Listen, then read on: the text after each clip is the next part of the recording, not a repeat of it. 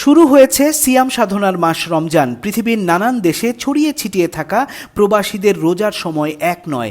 কাউকে রোজা থাকতে হচ্ছে 11 বা 12 ঘন্টা, কোনো কোনো দেশে সেটি 20 ঘন্টারও বেশি। ভৌগোলিক অবস্থানের কারণে এক এক দেশে রোজার সময় লম্বা, এক এক দেশে কম।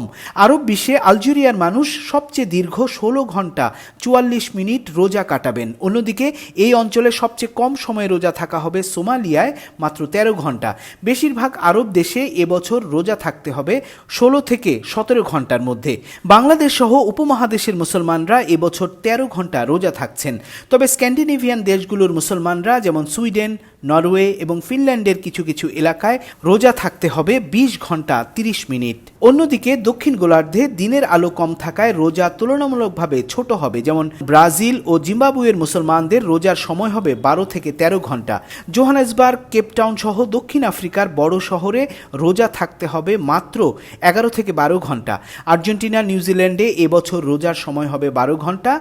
তবে চিলিতে বিশ্বের অন্যতম সংক্ষিপ্ত 11 ঘন্টা রোজা থাকবেন দেশটির মুসলমানরা।